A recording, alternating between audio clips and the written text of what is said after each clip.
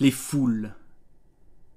Il n'est pas donné à chacun de prendre un bain de multitude.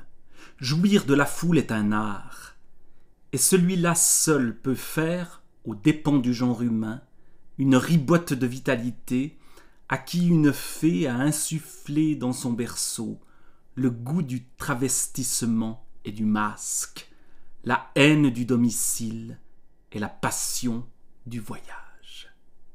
Multitude, solitude, termes égaux et convertibles par le poète actif et fécond.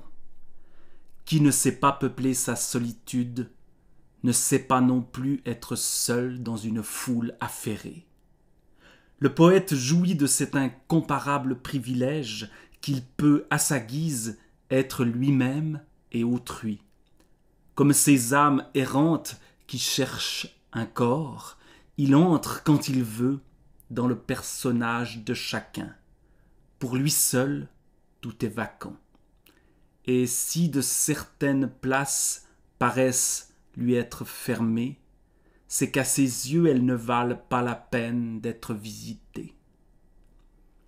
Le promeneur solitaire et pensif tire une singulière ivresse de cette universelle communion. Celui-là qui épouse facilement la foule connaît des jouissances fiévreuses dont seront éternellement privés l'égoïste, fermé comme un coffre, et le paresseux, interné comme un mollusque. Il adopte comme siennes toutes les professions, toutes les joies et toutes les misères que la circonstance lui présente. Ce que les hommes nomment amour est bien petit, bien restreint et bien faible, comparé à cette ineffable orgie, à cette sainte prostitution de l'âme qui se donne tout entière, poésie et charité, à l'imprévu qui se montre, à l'inconnu qui passe.